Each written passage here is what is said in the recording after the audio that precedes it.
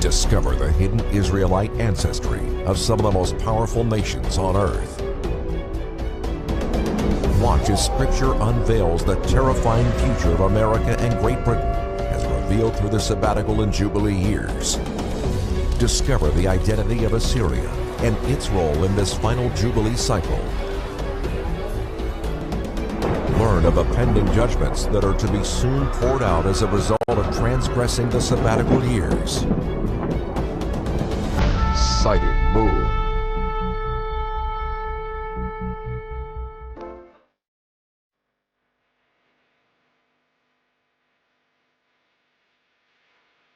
Shalom friends, Chaim the Galilean here, Sea of Galilee behind me, and I'm excited to introduce you to your prophetic destiny as it relates to Israel, and that's the faithful Galileans.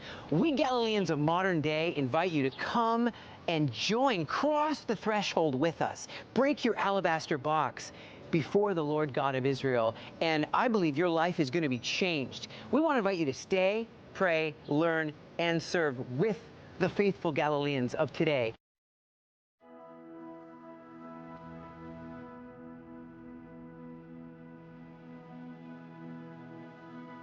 All right, come as young leaders. Come as those who are young at heart. Send your friends here.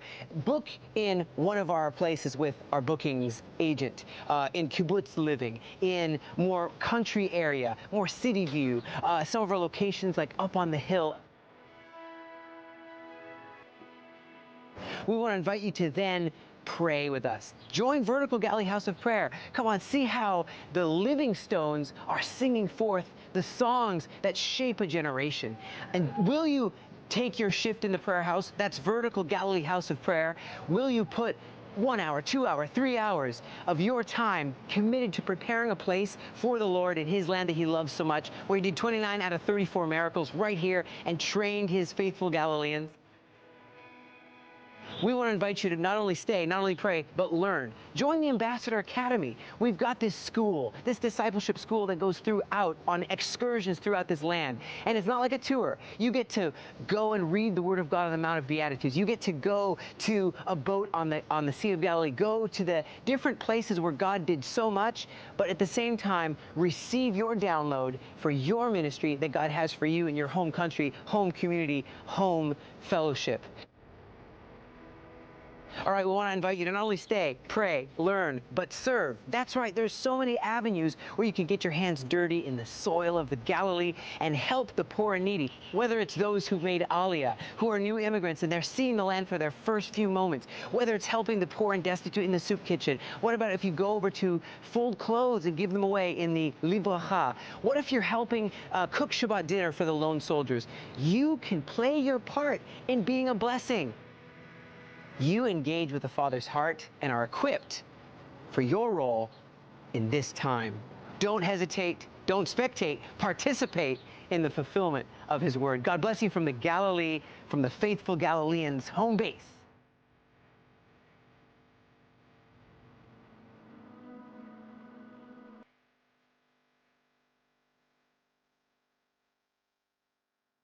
Hello, everyone. Welcome to Sightedmoon Podcast. I'm your host, Ryan Nall. I'm here with Joseph Dumond and Chaim Malespin. It's great to be with you. He is the executive director of the Aliyah Return Center in Israel, and they are doing a prophecy-fulfilling work, a charitable organization called to bridge the gap between Israel and the nations. And I've also noticed that you have this Shinseikatsu in your signature, which is a Japanese for new life. What's that all about? Do you know Japanese?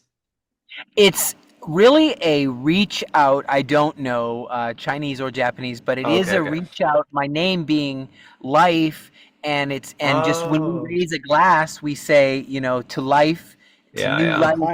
And so it's a reach out to the Asian world that I want to connect better with, that they'll understand our land and people here in Israel. Really cool. That's actually really cool because we're also trying to do the same thing. I believe, because of what I read in the Bible, that in the last days, this great innumerable multitude is going to come out of Asia. So we are also trying to reach them. So this is awesome. Chaim, just so the audience knows, I've been trying to get in touch with you. I've actually started following you. Oh, thanks. In right after the Hamas invasion. So I was in Israel on October 7th. I was there on an assignment trying to find the abomination, and I eventually found it, but I was lucky I was looking in the wrong place. Yeah. But then, so I've been trying to contact you this year to meet with you, but in 2024, I started watching your videos. Not because of what you were saying. I didn't know who this guy was, but you were taking videos from inside Gaza.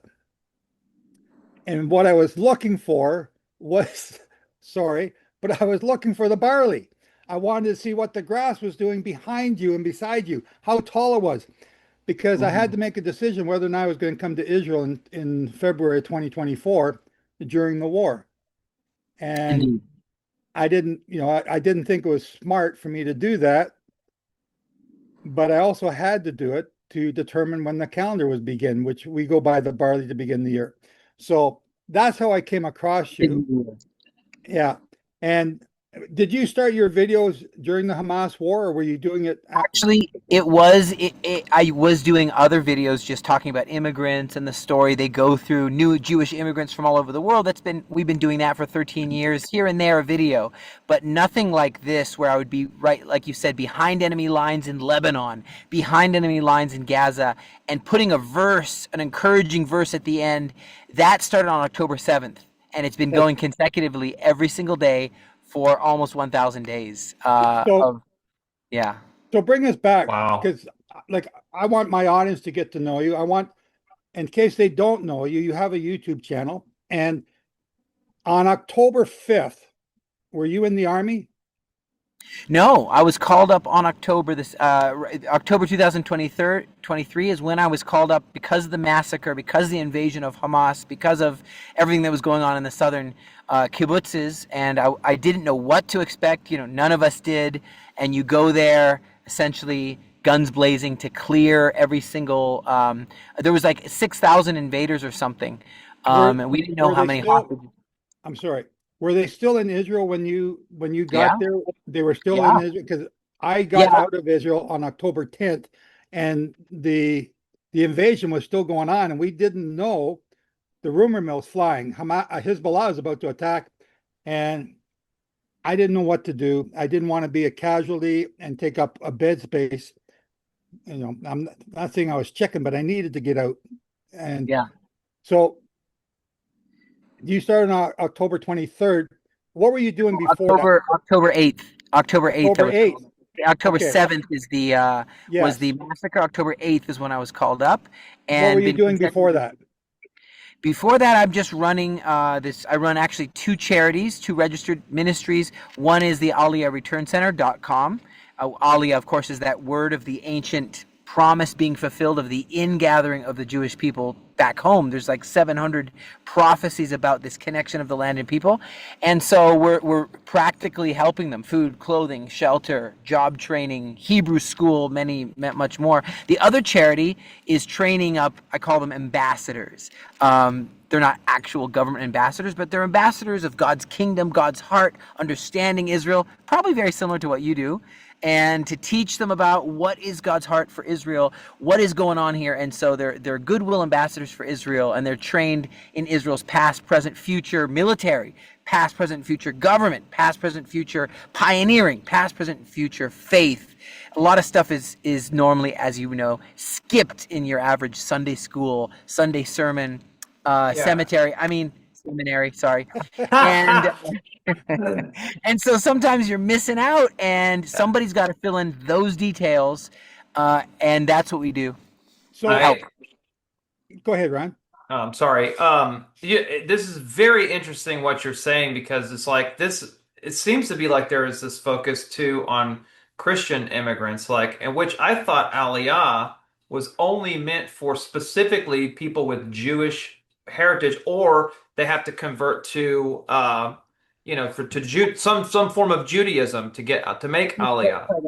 They're two very separate charities. They're two separate, very different charities. One is the Aliyah Return Center, and that is, again, food, clothing, shelter, job training for people. I'm not a visa officer. I'm not a customs officer. I don't produce their citizenship. That citizenship of Aliyah is done in the embassy and so on when they get here, and in the consulate. And but once these approved new citizens that have come from Ukraine, from Russia, from Ethiopia, from France, from America, Canada, places often where there's anti-Semitism, like France, drives them here. The fishers and the hunters. Joseph talks about fishers and the hunters quite a bit.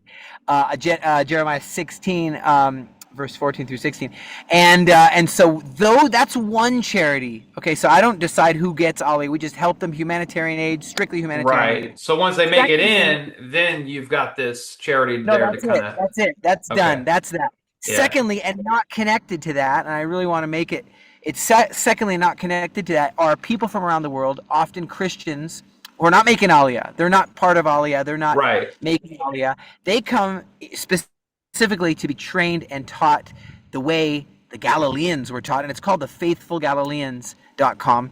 So that's a separate work, which is like a training school for people to understand God's heart for Israel and Israel's past, present, future, government, past, present, future, military, past, present, future, pioneering, and past, present, and future faith. And I can go into some of what that looks like, but it's a curriculum, it's a syllabus, it's a journeys that are not like a tour. I'm regretting I didn't get our group up there to see you this year. We tried 3 times. We didn't make it. So just for the audience to understand, are you Jewish or are you Christian? This is great. Yeah, Jewish man made Aliyah to Israel years ago as a Jewish immigrant to Israel. And from the United States, from United States of America. I was Dad. I say it this way to Israelis: they like everything fast and quick. So this is how I tell to my fellow Israeli brothers and sisters. I say, Dad from San Francisco, Mom from Toronto, Jewish family, wanted to come home, and what happened is there was a man who says, "It's time for you guys to make your Aliyah." He hands my dad a satchel of gold coins, little. And that was the time where we were always talking about Aliyah and when are we going to make Aliyah, which is, of course, again, that word of the returning of the Jewish people to the promised land. That's Aliyah. It means ascend. It really means ascend, but it's evoking those ancient promises, of which are 700 to go up to the land. So we were like, when are we going to do this? And my parents were like, we believe it's time. And there was that moment where this guy walks in and he says, "I have a sign for you." We didn't know who he was. We actually thought he was an angel for 20 years. Later, his son showed up and we're like, I guess that doesn't check out then, because there's his son. So it was the weirdest thing, but we made Aliyah, and here we are. And now we help other immigrants that need to get their footing. They, like a tree, needs to plant the roots, and they need some help.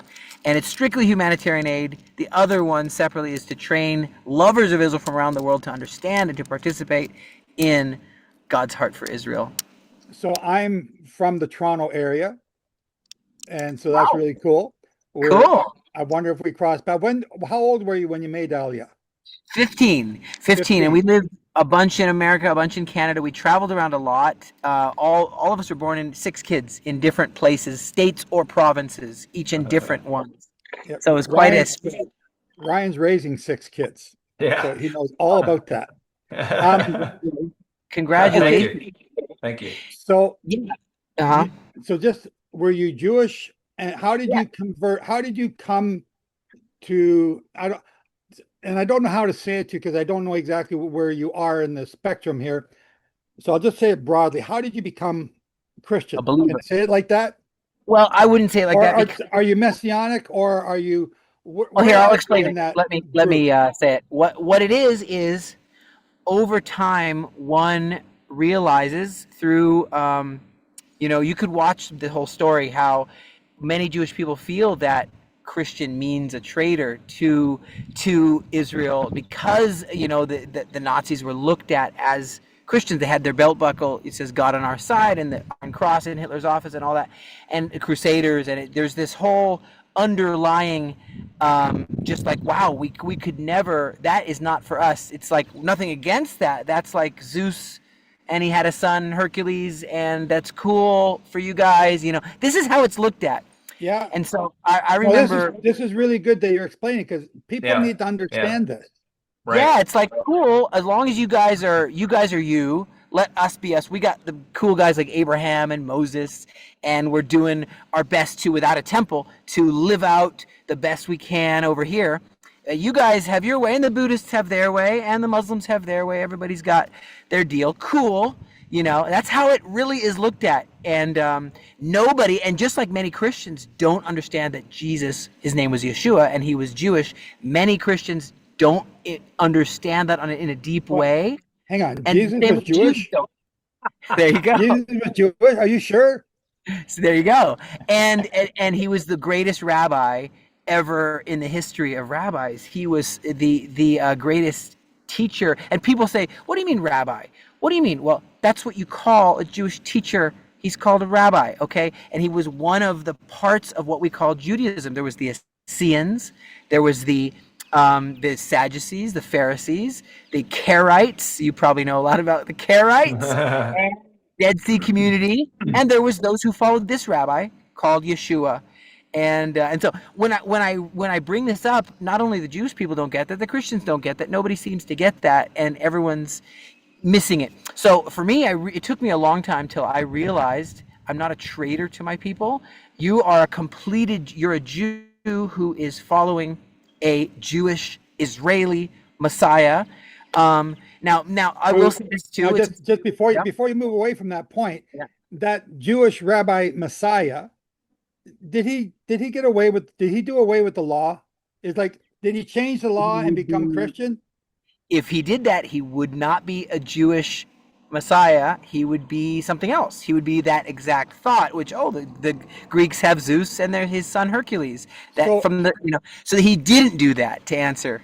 So, okay, I'm going to pursue this a little bit further now, because this is a real good thread.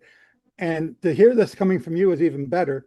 So if Jesus, not if, he was Yeshua, the Jewish Messiah, and you just said he kept the Torah, he kept the law, right? I understood that correctly, Absolutely. Right? Yeah. Okay. Then if I'm a follower of Jesus, who is also Yeshua, I don't have to follow the law, right? Because, I don't have, is that correct?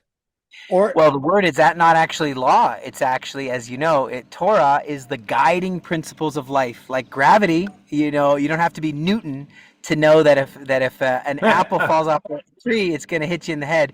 And the same thing goes with these guiding principles. It's interesting you bring this up, because the humankind people used to know, especially in America, that the 10 Commandments, just picking on those for a second here, I'm not going to end there, but we're starting there, is the 10 Commandments are the core of what is the code, that American way of life. It wasn't from just the Greeks or the Romans. I don't think that America thinks that a bunch of crazed dictatorship pantheon of glorifying being eaten alive by animals in a coliseum is what America was built on, or the pantheon of gods. That's not what built America.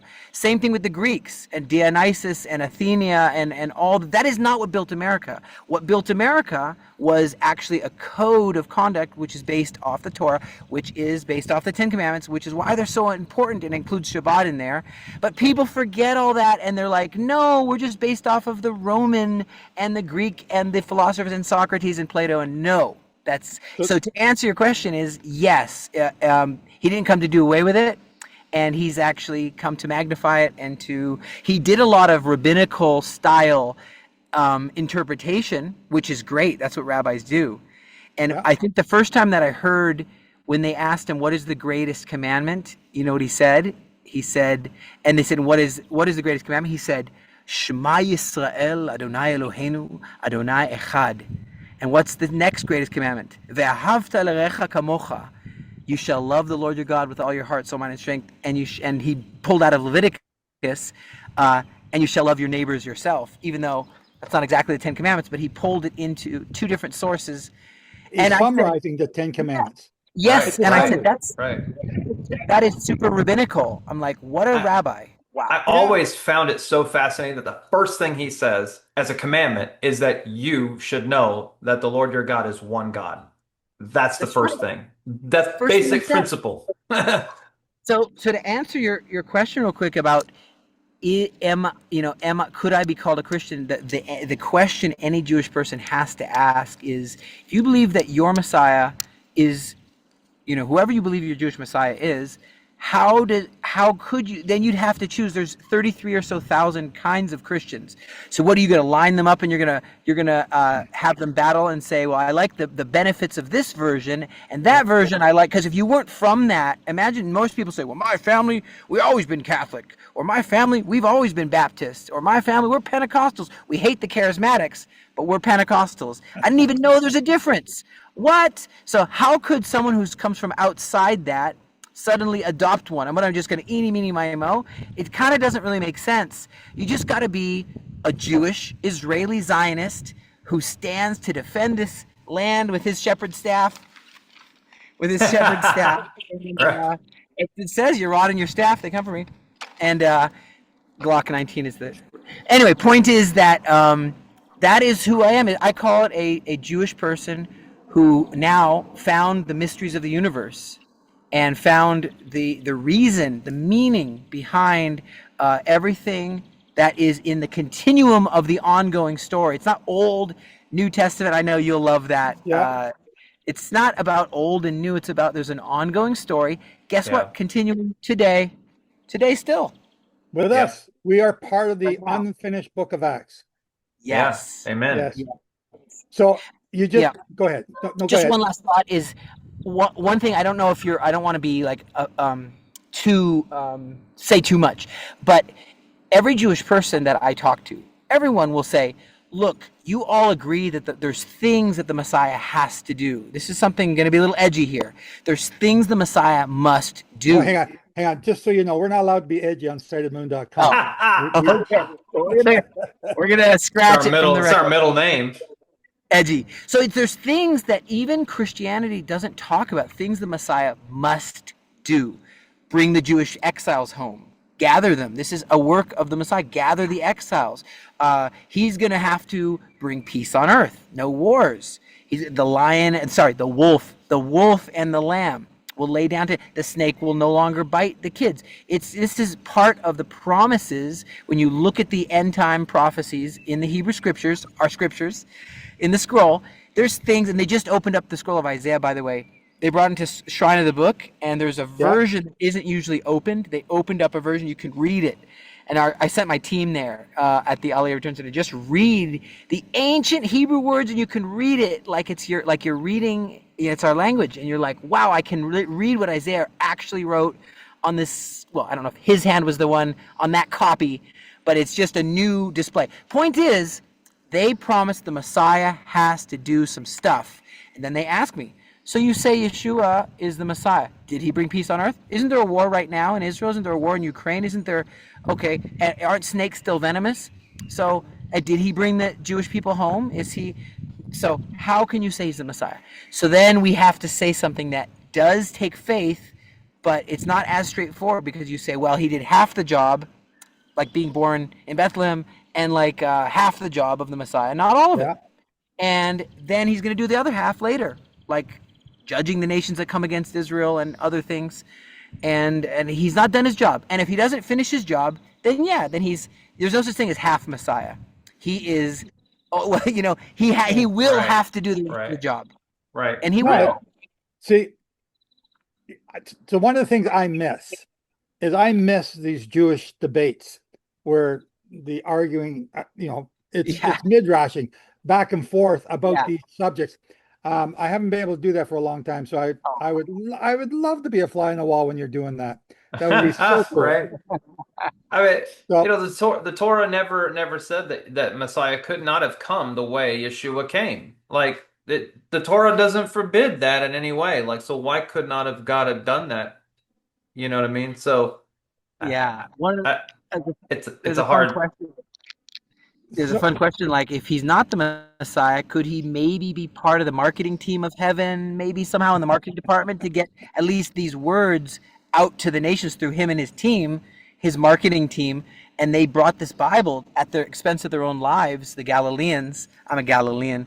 And they took this Bible to India and to everywhere and died, except for John, I guess, Yochanan, on the island of Patmos. And so it's like, maybe he's part of the marketing department. Something? Give me something. Yeah. Well, I find it hard to believe, because everybody in the world knows the name of Jesus or Yeshua. Like, how could they not be the Messiah when literally almost every person in the world knows who he is? Most famous Jew in the planet, most famous Jew in the universe. And so many people ask me, how can I serve in the army carrying a weapon in Gaza, in Lebanon? And sometimes these questions come up like, hey, shouldn't you be like not in the army at all, not serve in any army? And never mind that my son is in the Marines right now, but aren't you supposed to not serve in any army ever and go against all governments? And you're just supposed to be a citizen of heaven and get rid of borders and flags. And so people think like that sometimes.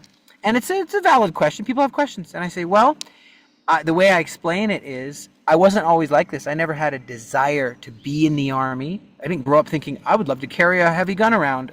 I'm a machine gunist as well, and I'd like to do all these top secret missions and go into enemy territories that are very dangerous and go to funeral after funeral. But then I tell people what it is God calls us all throughout the Word of God to be good shepherds. We need to follow the good shepherd, and we ourselves must be good shepherds. There's a judgment on bad shepherds in Ezekiel. So just don't walk away from this. Yeah. You have to do a certain job. That's right. Even if you have to leave the 99 and you go after the hostage, you go after this. If the wolf came and stole a lamb, you're like, but I'm giving green pastures and still waters and I'm restoring. No. You got to go get your rod and your staff and go defend. This is not taught. I don't know if it's taught enough, but good shepherds. As you know, in Christianity, you shall not kill. Right? That means you don't do anything, and you turn the other cheek, and because you're stepping on this, and you're leading into something else where I wanted to go to. So, I want you to finish this thought.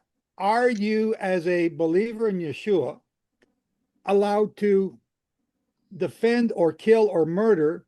Let's differentiate between kill and murder. Well, it's not murder if it's defense. That's what I was going to say, is the Bible clearly never says anywhere, thou shalt not kill. Doesn't say that. It says, thou shalt not commit murder, which of course murder is wrong, but is any Marine, is that what they are? Are they murderers by going to join the Marine Corps or the Navy? Are they murderers? No. They are, if they're forced, when they're defending their homes, which again, this is our very homes in the north and in the south, our very families here that were invaded and were massacred and were pulled into tunnels. And thank God they all came back, and thank America too. Really, got to give honor where honors due. Without Trump, we don't want to go into politics, but point is that good shepherd has to leave the 99, and a good shepherd goes not as a murderer, but as a shepherd to rescue those lambs from the wolf. Go to the wolf's lair and you rescue them. So that's what I've been doing. And yes, it is something very biblical. Even if you have to lay down your life for the sheep, you got to do it. And that's what I've committed to do. Love people. I have so many friends that are Arabs, love Arabs. And this is something that gets twisted with the propaganda machine. And it's a machine with bots and billions and billions of dollars into this machine, and people just eat it up.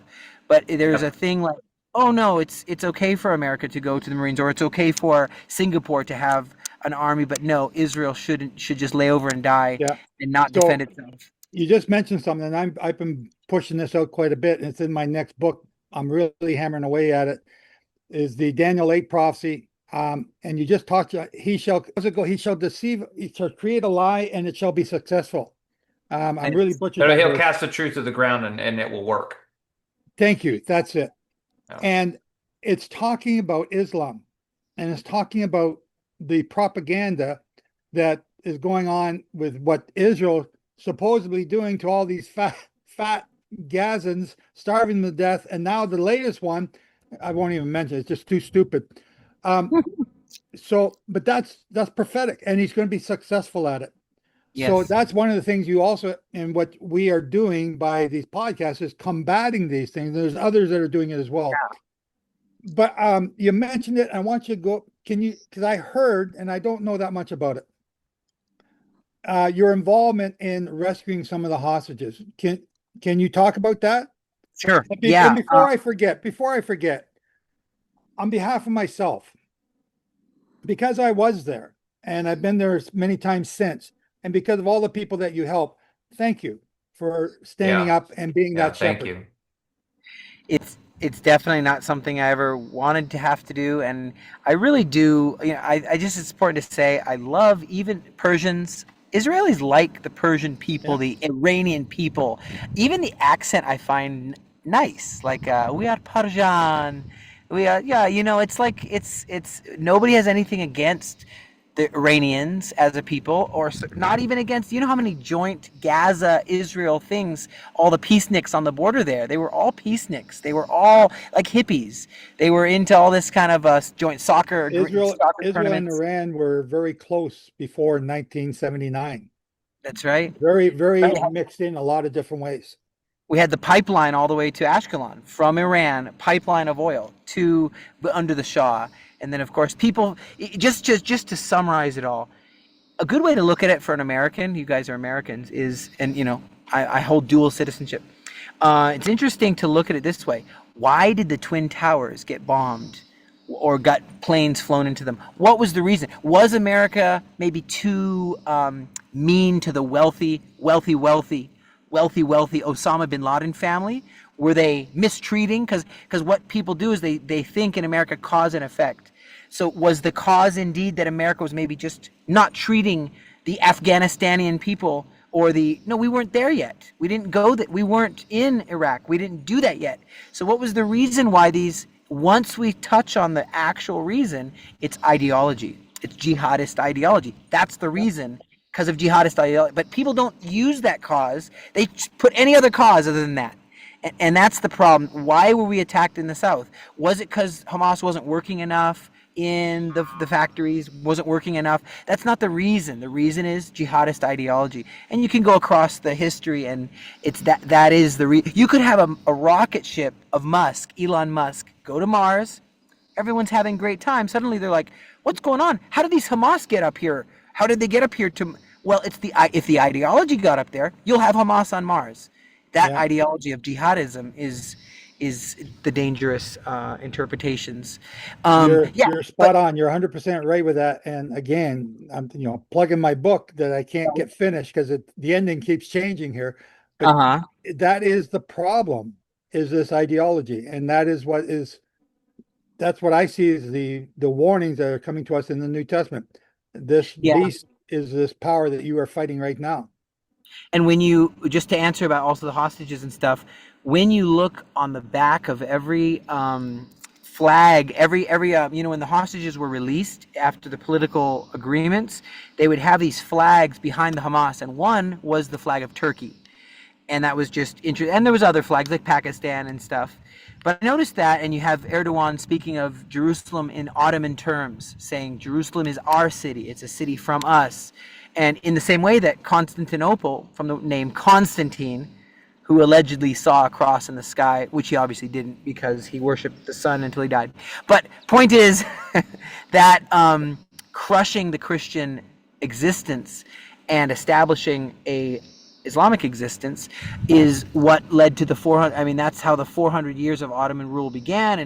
And now they're once again saying, no, we want to push Cyprus. We want to push Jerusalem. We want Egypt as well, the whole thing. And we want that to be an ally. We want Jerusalem's our red line. We must have Jerusalem back, a new Ottoman empire. So my point is, when you look at that stuff, you say, wow, of course Israel wouldn't want them to be part of the peacekeeping force, even though they're part of NATO, but wouldn't want them to be part of the Gaza International Stabilization Force and so on.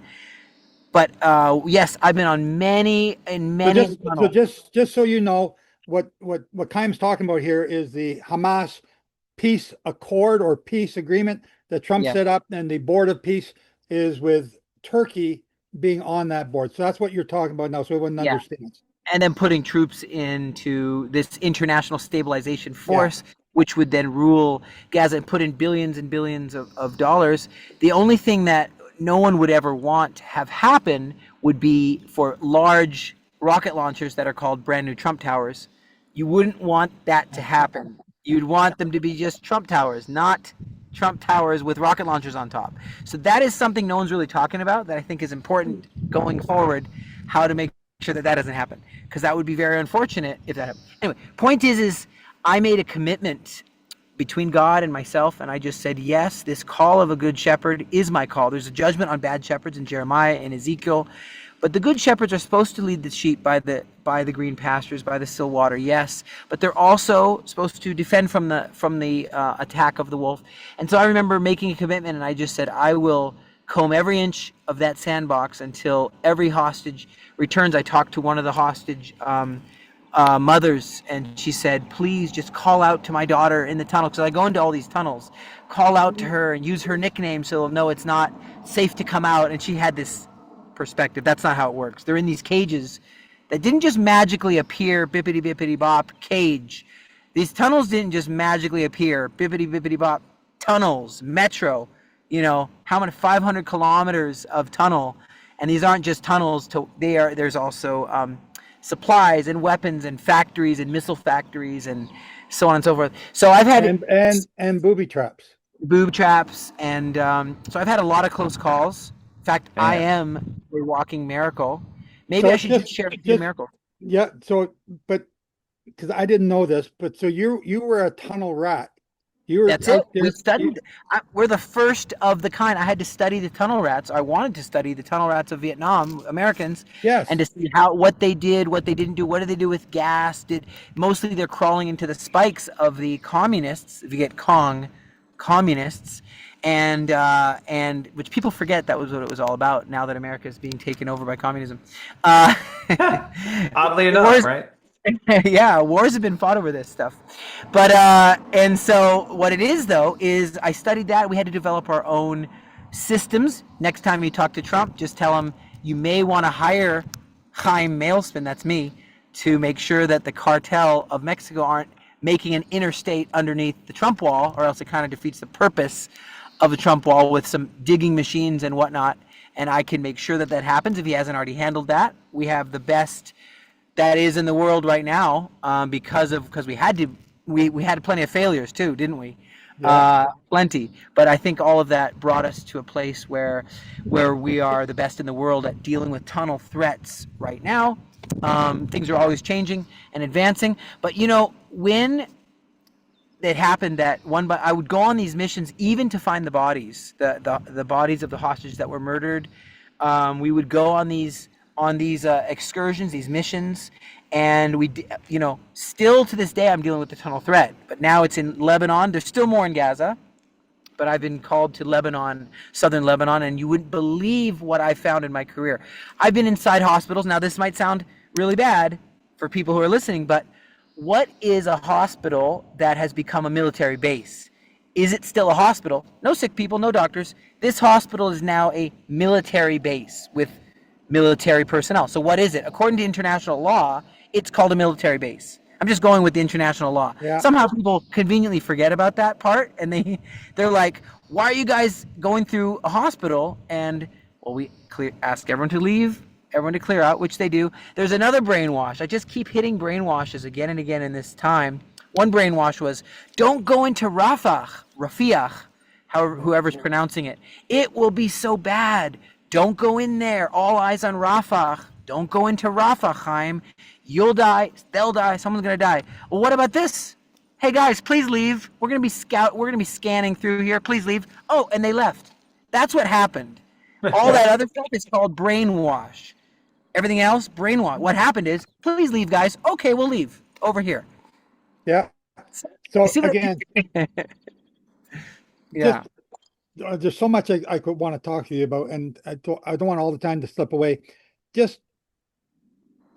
I want people to understand how scary, how dangerous that was going into these tunnels, and you didn't know what was around the next corner, and you didn't know how far down that dark alleyway was. And I think when you were doing it, I don't think the drones were as much in play at that time as they are now. So indeed. Now it's cruise missiles. Iran is in the picture. You've got the Houthis attacked in southern Lebanon, and we've been surrounded, even from Judea and Samaria, even from Syria. It's 7 fronts. I always tell people, don't forget about the 8th front, media. This, what we're doing, just talking facts and on the ground perspective, is the 8th front, because that's where a battle can be won and lost as well. In the media, people start to repeat. It's like what is his name, Joseph Goebbels did for 4 years before Hitler. Before that was Joseph Goebbels doing propaganda for like 4 years. You have a mouse trap, right? Well, a Jew is a mouse. A Jew is a rat. You just need to trap it, and you say that again and again and again and again and again, and until people start to no, it's a human being. No, you can't do concentration camps with Jews. No, so it's called propaganda, and the brain is susceptible to it, sadly. So anyway, just to say is, I think that God is proven, because I was praying there in this tunnel, and I was saying, God, please show, not just with small miracles, like I gave a helmet, donations came in, and I was able to give uniforms. I gave a helmet to a soldier. He goes off, gets shot in the helmet, and it just bounces off and went all over the world, like it was like a miracle, because it was supposed to hit him, and it just on the edge, and boom. And I'm like, that's like a small miracle. Isn't that what helmets are for? Small miracle. That's a big miracle. Yeah, but then we donated the bulletproof vest. A soldier next to me, I don't know if it was the same vest, but because they didn't have enough equipment, right? We didn't have enough equipment, right? And so we donated some bulletproof vests, 9 million shekels worth of something like that, worth of equipment and things, and shekels, not dollars. And this guy gets shot next to me in the chest, and he's just like lost his wind, knocked the wind out, and he's fine. I'm fine. I've had bullets fly all around me from the Hamas. Sounds like a whistle. And nothing happened to me. Only minor scrapes and stuff. And I just say, Lord, I want, God of Israel, I want like a Red Sea crossing. I want a bigger one. I want a bigger miracle. I'm not content with these little ones. And that's when, I'm not saying I caused it, but that's when in, April 14th, 2024, you got over 300 ballistic missiles, suicide drones simultaneously pounding Israel. They thought it would be thousands, maybe tens of thousands of deaths in Israel. Because I go back to 2006, I remember everything blowing up from the southern Lebanon. And guess what? 99% interception rate. I'm not praising the technology. I think it's miraculous that we able to finish it. We were working on it for some years, but boom. Then again, October 1st, ballistic rain. Then again, exoatmospheric explosions. And nothing like that has been seen in the history of mankind. And it happened. Empty kindergartens, where suddenly everyone's like evacuated the floor of evacuated the floor of this office building. We're gonna renovate, and then boom. It's just endless big miracles that I've been able to see, and I just feel like God is showing the world. No, there is I a God. am still in the picture. Yeah, there's still a God of Israel, a Lion of Judah. How many times throughout Tanakh does it say, "I am the Lord"? Yeah. Just so you know, Chaim, our prayers for our midrash, our prayers for our executive team meetings, and a lot of our normal, if you can call them normal prayers, were blanket prayers over the IDF. Not just me, but our whole group. They pray for the IDF regularly, all the time. And to hear this stuff from you that's incredible. That's awesome. When I was there in 24 or 24, 20, I forget which year it was, the missile stopped the day I arrived, and the day after I left, they started up again. In 24, we had 2 explosions go off beside us in Riem. They were so close, I hit the deck. Wow. I'm not, but we're good. I believed in God, and I believed that He's real. And I'm not trying to put myself in danger, but I know He's real. So again, this year, when the war broke out, we were a few blocks away from Bat Yam that got hit by the big one. Those were leveled. Buildings were leveled. Yeah. Yeah. That we felt that one in our bomb shelter. We thought it was close. We didn't realize it was not that close. It was far away, but it still felt right next door. So we've been praying for you guys for a long time. And we've been praying for Israel. And there's a lot of people doing it. You're not alone, even though you think you're alone, right? Absolutely. I mean, that whole Daniel example that the righteous, you and the other righteous are doing is like Daniel. He said, he's praying there and he's like, why did the message not come earlier from Gabriel? Oh, it's Michael had to intervene because the Prince of Persia. And what is the Prince of Persia? That could be a whole thing on this, and the proxies of Persia and Iran. And it says, and then the Prince of Greece will come. Uh-oh, what's that? Oh no, I don't want to think about that. When is that going to happen? Is that coming up soon? So I think that definitely we saw the victory was because he was praying, and the same way, God spares doesn't mean Israel's perfect. Not at all. But look how when the righteous pray, God will even, and I'm not saying that we know why everything happens. We don't always know why, and asking why is such a hard thing. But yet to say, can we learn through this? Can we grow through this? Can we get to where we need to go in preparation for what you're talking about, which is the Spirit will be poured out on all flesh, and the sons and daughters will prophesy. Book of Joel, and the old men will dream dreams, and it's going to be fun. It's going to be so great. It's going to get wild. Drums are going to be going, dances. The oud is going to be playing. It's going to be Middle Eastern. Okay, so let's change the subject a little bit here. We were just talking to a mutual friend yesterday, did a podcast with him. And he had nothing but praise and good things to say about you, which was, okay, I didn't know you know him too. You know everybody. So that was Chris Grosnow. Grosnow. So it was pretty cool. What other things are you trying to involve here with people with Israel? What are you trying to also promote? Because it's got to be hard for you to have some sort of job and then be called up. I don't know. Is it you're called up on a regular basis, or is it spur of the moment? I don't know how that works.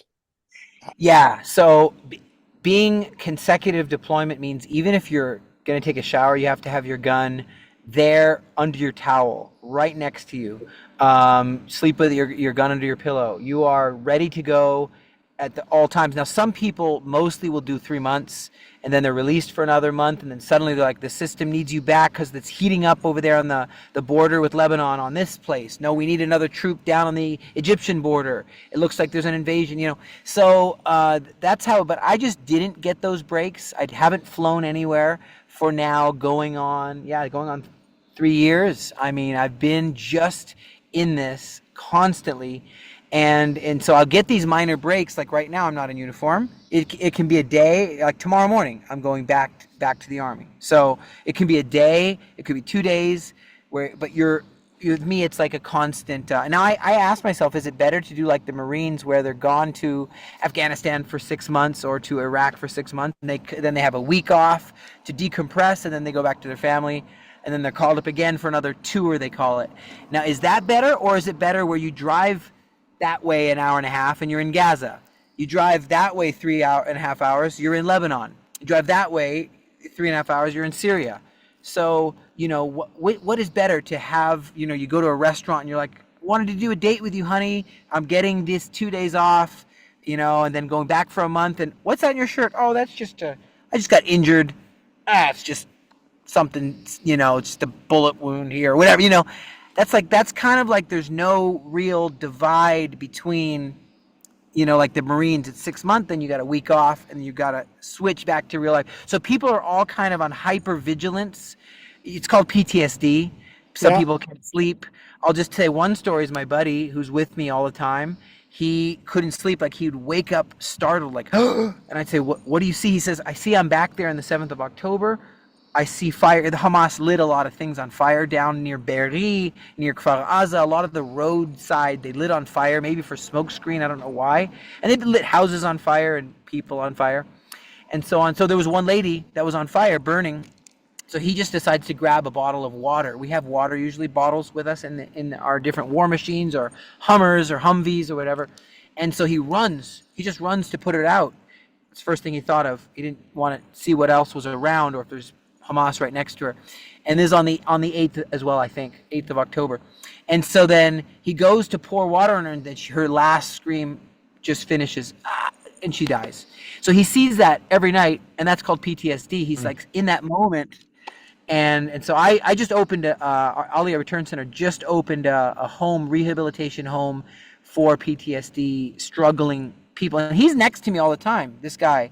And I'm just like, I don't want to see, them under the bridge like the Vietnam vets, and just feeling not being able to sometimes reintegrate. And I want to see them be able to reintegrate and still keep their marriage and still keep their parenting. And so that is what we've been dealing with. So that was one of the things when we were trying to come there in February that I wanted to come and see and talk to you about. And at the NRB, we also had an interview with Larry, I forgot his last name, who is also promoting PTSD in Israel. Oh, Burnett. Yes, he's cool. Burnett, I believe it is. Yeah. I don't think it was Burnett. Okay. Barnett. Okay. All right. Maybe I forget. Yeah. Anyway. But we talked about that, and I wanted to come and see you and talk about that. And you just you touched on it a little bit. Is everybody, not just the soldiers, but the wives, the children, is everybody in Israel suffering or got some form of PTSD because of this? Because when I was there, you can't escape it. There are bombs. You can hear the bombs almost wherever you are, especially when Iran was attacking. But yeah, how is everybody? It's definitely true that there's levels of trauma. I'll just give one example. A friend of ours, a woman, she had been through a lot, and she just went home to rest at home, and just from the news and from even though she wasn't under necessarily any major blasts, just from the news and the uncertainty of what's going on with, let's say, her husband or her son or I don't know what, she developed vertigo and couldn't stand up. Like, she couldn't stand up. She was just like unable to stand up for a while, for like months, or until she finally was able to stand up. And I was like, that is so weird. You don't think of that happening, but yes, it does affect other people that aren't just the ones that had, like my brother had in my same unit. He had one of his good friends blow up, was by the Hamas, killed him, but right next to him. And so the hand hit him in the chest. So I don't want to go into details, but it's like that affects people like that. But even imagine what his wife is thinking. When's he going to be home? And the kids, where's dad? And why is dad, he comes back and he doesn't want to get into all that and start talking about it. So you just sort of, so it's a process that Israel's going to have to be dealing with. And that's why it's been heavy on my heart to see them reintegrate. It's not the leprosy. You can, in some ways, begin to deal with it in some way. And by the help of God, reintegrate into society. We can do a part to help. So we've opened this center. And then, of course, we're still helping with all the other immigrants that come, and they, in the middle of it all, need help to just get a job and to learn the language and to get acclimated like I was when I was younger. And so we're glad to be helping with that, while at the same time, over in the Faithful Galileans, we're seeing that there's such a need to combat all the inaccuracies, the not only misinformation, but disinformation. Disinformation is purposeful planting false information out there to see who will eat it up, and purposefully scheming a false narrative. And I'll throw you one out there. One narrative that's pushed out there is, hey, Americans, I've heard this. It's so evil. Hey, Americans, Israel wants American soldiers to die for Israel. Those Zionists want you to die for Israel. What? How about all free peoples don't want to be invaded? All free peoples everywhere don't want the Twin Towers to be shot. All free peoples everywhere want to keep our way of life, if that's okay. And we stand together as free peoples, plural, and it's, so. But you see what I mean? They throw these things out there. But each time that's done, each person that's doing it, and I've had friends do it, and I laid into them. I said, do you not realize what you're doing? It's putting a target on every single Jew anywhere in the world. It's target on any messianic who's wearing tzitzits anywhere in the world, even if they're not Jewish. Right. And it could be an invisible bullet that gets somebody assassinated just because. And I think we just had somebody, and I'm not sure of all the details, but that just happened in Montreal here 2 days ago. Yeah. The Rabbi Michel. That guy was deep into conspiracy stuff. So, and I do not allow it on any of our platforms at all. I fight it. I get people mad. They storm off. I don't care. No conspiracies whatsoever. We're going to find the truth. We're going to talk about the truth. And the truth is almost the opposite of everything you hear from the Arab media. How's that? It's true. When you see the colonization that has happened from Islamic through the Islamic nations, which wasn't always like that. You look in Afghanistan and the Pashtun peoples with their colors and their dance, and you look at Iran and their rugs and how it was with Persian food and Persian lifestyle, Persian music. Everybody loves, like I said, Iran and all that. You look at Iraq and you know the Hanging Gardens and whatnot. But then now it's all been colonized. It's all been colonized by the sword. But then some people are like, Jews are colonized. You said by sword. What sword? Explain that. That's important. People need to hear this. This is the goal of jihadism to what is it called, to dominate, to enslave, and to make them dhimmis, dhimitude, dhimmis are people that are second-class citizens that are. What Chaim is, ladies and gentlemen, what Chaim is describing is the first three horses of Revelation 6. False religion. The red horse, if you don't convert, we will kill you. If we do conquer you, then you're going to pay a tax so that you cannot live and you'll starve. That's the third horse. And eventually the fourth horse will get you unless you convert. That's right. And so, but then people turn around what is their goal, stated goal, death to the West, death to America, death to Israel, stated goal, colonized by force or by propaganda, even if that's possible. But then turning it around, it's so fun, it's so strange. Jews, you're the colonizers. Wait a second. Who speaks Hebrew around us? You know how bad Yochai Sponder said this, how bad we are at colonizing? Even all the Jews don't speak Hebrew. We can't even colonize ourselves. We don't all even speak Hebrew. Not all Jewish people speak Hebrew, let alone making other countries force them to study, learn how to be a Jew and how to. It's so insane. It's called projection, and it's so crazy. But God, the truth will set you free. Yeah, it will. Yeah. But you got to learn the truth. You got to stop feeding yourself conspiracy stuff. So we had Chris on here. We have Byron Stinson coming on here next week. Yes. I want to ask you, because they're talking about the red heifer, and I don't know what to know or believe about it.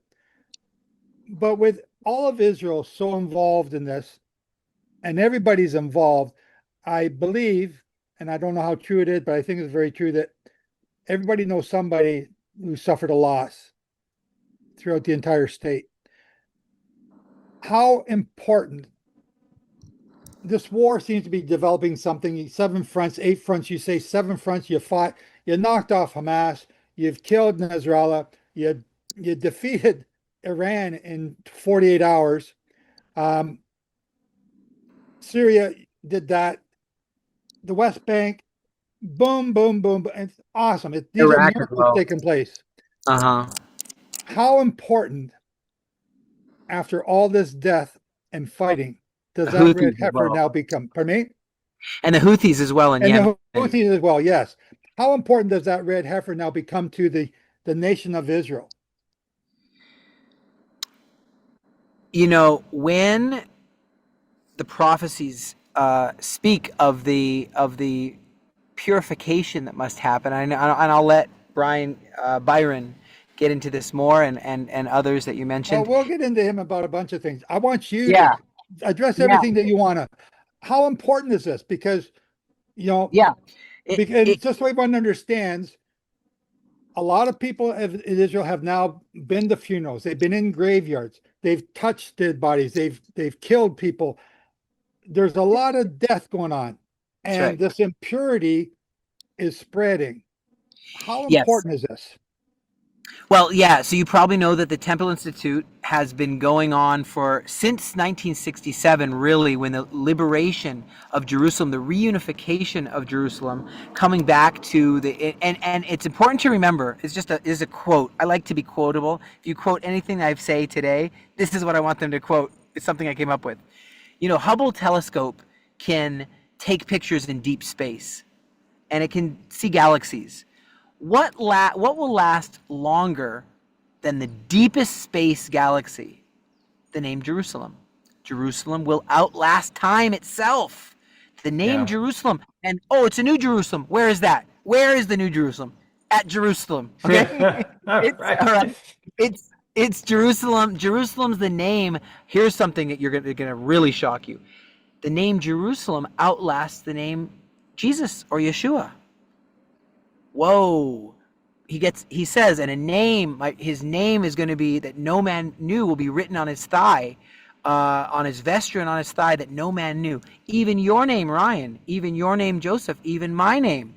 Jerusalem will outlast our names. This is something I was thinking about, because there's a white stone, it says, that has our true name on it. Okay, that's what our name is, whatever that is. Maybe it's actually our same name. I don't know. But the important thing is, humankind has to make our peace with Jerusalem. We got to understand Jerusalem's future, because if everyone thinks they're going to some cloud and they just was like, do you see those gates? Do you see those arches? Do you see you see the Hebrew up there? That's the names of the tribes, 12 tribes. Yeah. Okay, maybe not Dan, 12 tribes. Okay, well, what do you see on the floor there? Those are the Galileans. Those are the Galileans. You want to hang out over at the Manasseh Gate and have coffee? You want to fly over to the Judah Gate and have coffee? Who are the Galileans? Because I don't want people to miss what you just said. Who are the Galileans? Well, there's Yochanan. There's there's Kepha. Oh, in English is Peter, James, John, whatever. And so on. He's talking about the apostles, the disciples, right? Yeah. Those are the 12 gates that he's talking. Okay. On the floor, it says on the floor at the entrance, the names of the Galileans are. Now, up on top is the Hebrew tribes, 12 tribes. Yeah. On the floor is the Hebrew of the 12 Galileans, apostles, shlichim, disciples. There's many more disciples now than 12. But there's 12 names there. So my point is that we got to make our peace with Jerusalem. It's going to outlast time. We are going to be there for a long time, right? So we're going to kind of want to get that in our mind, New Jerusalem. So in the process of Jerusalem's establishment, 1967, it'll be stopped, trampled. Okay, I'm not going to make a huge claim on this, but it says that Jerusalem will no longer be trampled by Gentiles, okay? And then a generation passes, and then all these things will come to pass. So the question is, without going deep into that right now, 1967, you could say it's still being trampled, actually. You could say it was 1948. You could say it's 1967 when Jerusalem was liberated in 6 Day War, because on the 7th day you got to rest for Sabbath. That was a joke.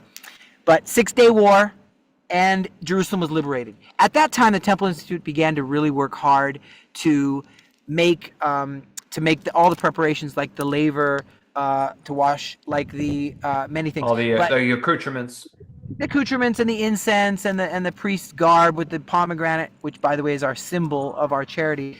Blue pomegranate is the faithful Galileans training up disciples, and red pomegranate, humanitarian aid, helping the needy. It's all part of the same family of pomegranates. But so they had little pomegranate bells at the bottom of the. Point is, what's missing? The red heifer. Without this very important element, the red heifer, you're not going to be pure. And even, I dare say, there is going to be a temple. So people have technophobia. They're like, I don't know how to click my iPhone. I'm a little bit afraid of technology. And okay, you know what else people have? Temple phobia. Yes. All kinds of people yes. Temple phobia. And they're like, oh no, the temple. Well, read the book of Ezekiel. It's going to be there, whether we're iffy about it or we're not really sure about it, or then cancel the book of. People like to cancel people nowadays. Let's cancel Ezekiel then if we don't like it. I don't know what to tell you. It's there and it's going to be there. So don't be afraid of it. Just understand that it's happening. And then here's another little element just to throw at you is a temple of God is not a bad thing. A temple, a house of God, is not an Antichrist house, or it's not. I'm just, when you said it, I know what you're saying, but just to hear you say it, like, are you kidding me? People actually think that? Yeah, they do.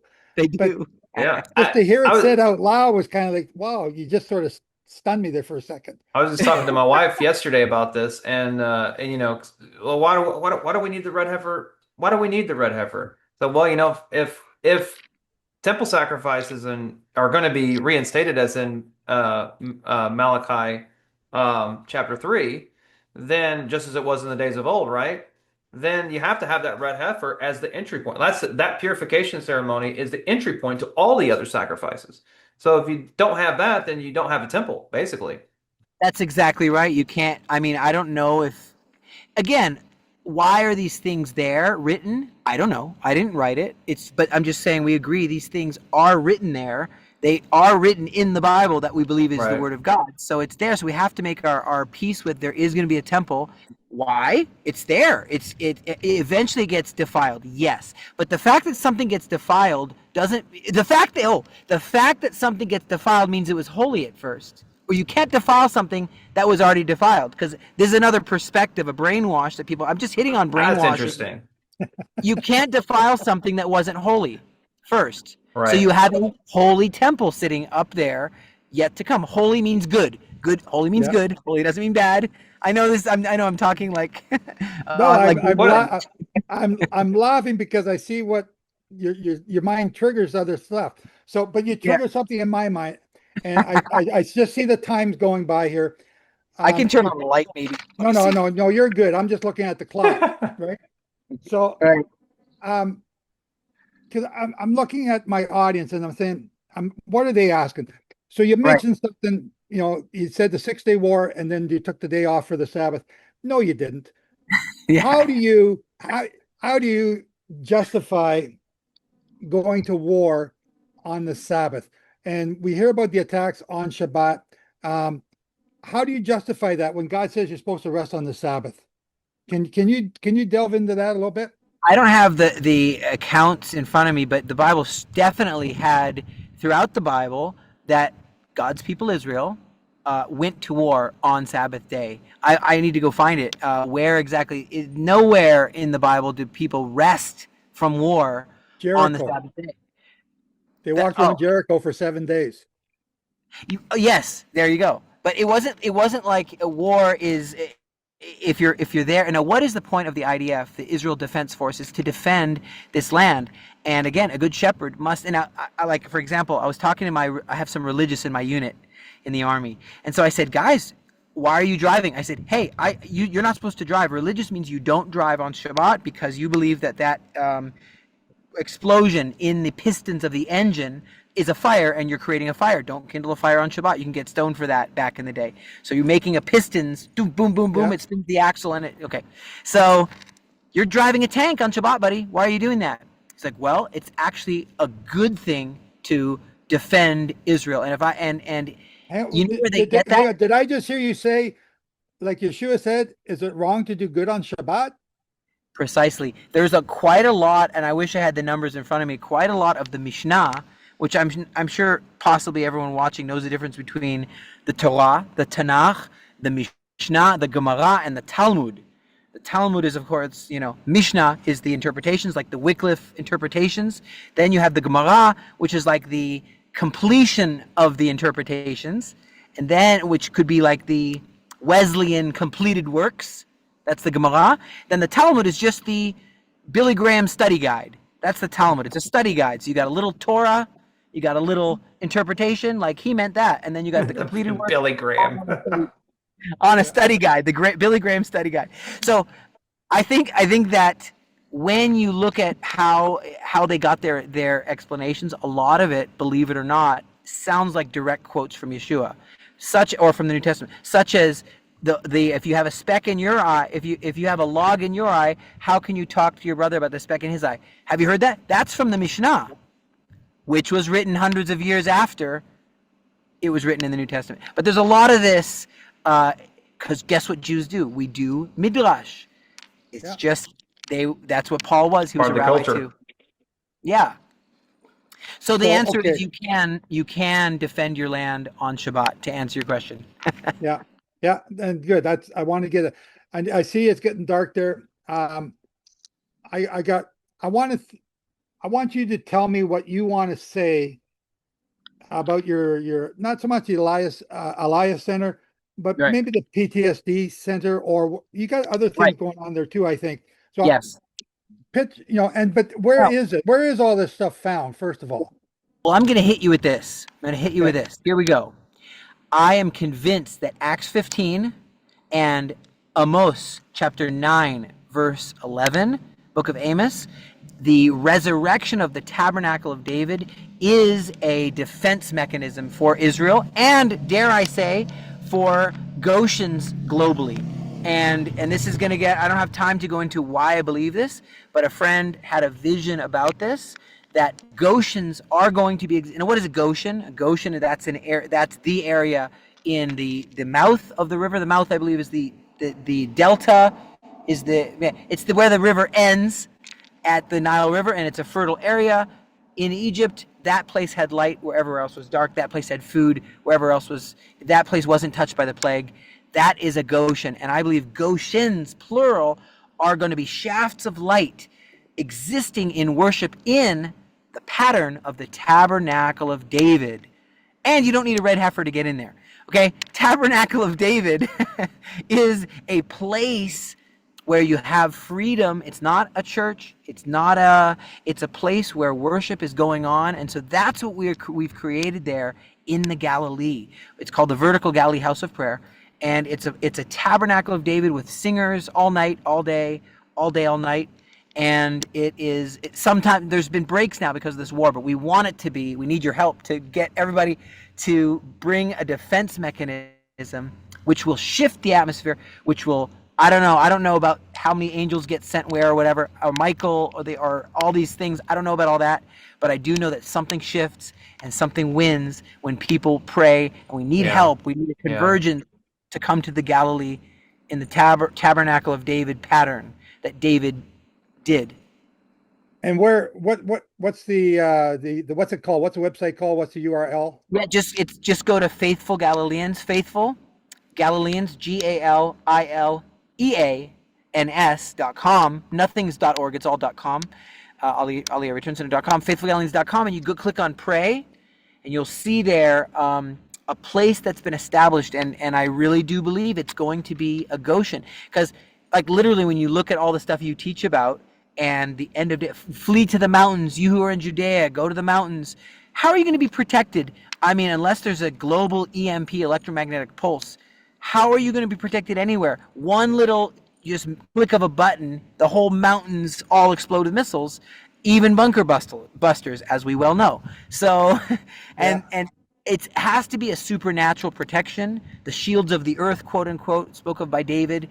And I do believe that the tabernacle of David is that Goshen. Beyond all the prepper mentality that exists, it is a prayer prepper mentality, and that is going to be what's going to make all the difference. You just rung a bell for a lot of our people that are talking and planning for a Goshen. So thank you for doing that. Wow. Ryan, I've dominated here, Ryan. That's all right. That's all right. It's a good conversation. No. I think that's a great place to wrap it up. Maybe I just throw one last little thought at you, is that I don't think that everyone has good ideas. Everyone's got a good idea here or there, but this whole Aliyah is connected to the tabernacle of David. The Aliyah, the Jewish people returning, is connected. Book of Maccabees, second book of Maccabees, chapter 2. Second book of Maccabees, chapter 2. You'll read it, and you can find it online. And it says, in the end of time, when the ingathering of the exiles happens, like me, I was living in America, I got gathered, I got aliyah'd to the promised land, okay? When this happens, the tabernacle of David will be revealed, the actual tent of David, it and the Ark of the Covenant, another accessory of the red heifer is one piece. The Ark of the Covenant also says in the book of Maccabees, which is in the Ethiopian Bible and other Christian, there's a lot of versions of Christianity. So it's in the Ethiopian Bible. There's a hook that we have to come back, because there's another subject we can talk about. Yeah. Chaim, one last question. at your Aliyah Center, or is there a place for Christians that come and stay and lodge and do tours? Do you have something like that as well? 100%, all that. They come, and we've boiled the price down. I know we shouldn't talk about price, but boiled it down to $87 per person per day. They stay as long as they want, and we have ongoing.